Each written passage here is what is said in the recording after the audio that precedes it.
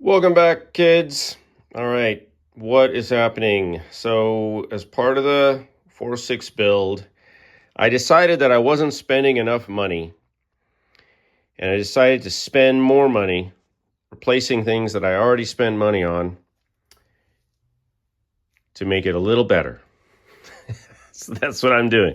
So, I got this cam kit from Comp Cams because I wanted it to have everything, right? So it includes all the springs and everything. It's all matched to the cam and the lifters and all that.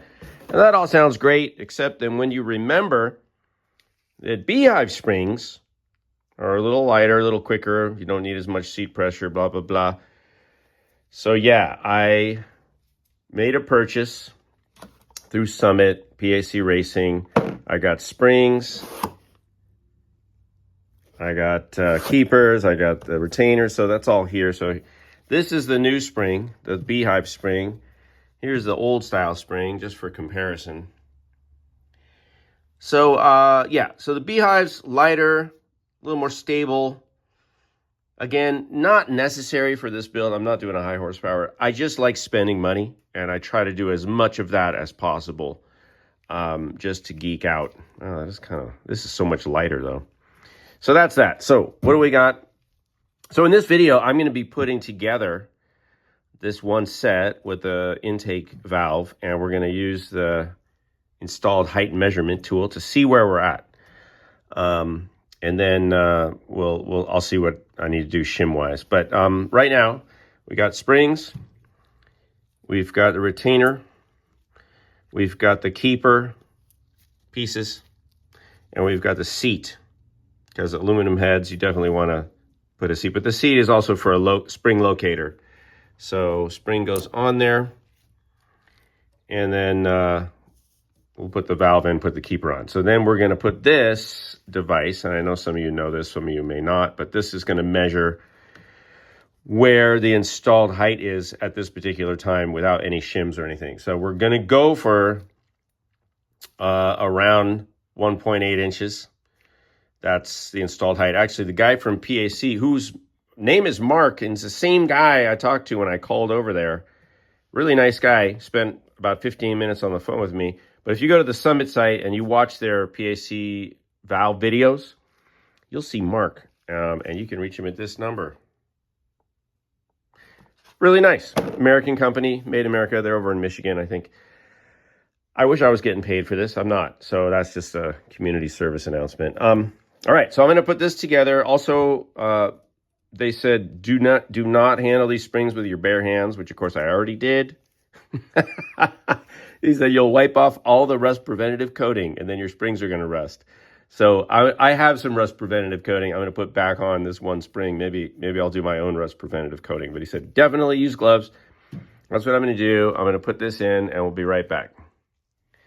All right, we're in, and we are at 1.795 exactly. And what that means is we're 5 thou below 8, which is awesome. Because, and I said we're shooting for 1.8, but actually we're shooting for 1.75. And the reason is the guy Mark at PAC Racing Valve Springs, he said that he recommended installing it at 50 thou less, lower at 0.75 instead of 0.8 because that gives you just a little bit more seat pressure, right? Closed seat pressure. It's not going to affect the open pressure that much, but it'll affect the closed sit-in pressure. And he said, yeah, it's good for like if you do sudden high revs like a burnout or something. You just want your valves to start off like that, with enough pressure so they don't get wacky. So what that means is I could do, I'm not really going to worry about the 5,000s, but let's say I just get a 40 shim or a 50 shim, and then we can put it in there under the guide and we'll be good. And also I'm going to not just do this measurement, but I'm going to be diligent and do a few. I might not do every single one, but maybe I will. But I'm definitely going to do some spot checking and just see how the consistency is, because these are those cheap heads, right? I'm like working on these heads, trying to make them better. So that's where we're at. Let me just show you real quick. So we're gonna, if we crank that down, right, and then we just snug it up. Actually, you can do the lower part. It's probably better. It's hard to do with one hand, but you snug it up and get the dial where you can see it. And then that's where it tightens up right there. All right. The other thing on my setup is that I'm using self-aligning roller tip rockers, right? You see how the sides stick down a little? That's so you get them auto aligning, right? They self-align, so those are gonna hang over like that, so that doesn't move. And then the thing is with that is you wanna make sure that you have enough here sticking up so that when this rotates down, pushes down, it doesn't, end up digging into the keepers or the retainer. And so what we want, according to the interwebs and different sources, we want about 0.15. And I'll just show you right now. Let's start with this zeroed, and we're going to go right here. Boom. Bam. Look at that. So that means we're in a safe zone as far as using the self-aligning roller rockers. These are RPM. You can see right on here. Can you? RPM. And I got these new in the box, like new open box off of Facebook Marketplace. They're 1.5s. I would prefer to have 1.6s because my cam is pretty tame, but it's fine. It's not going to make that much difference. I'm not going for huge horsepower.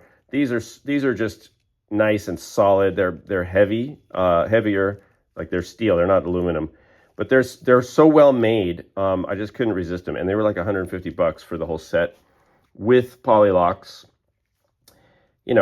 delivered.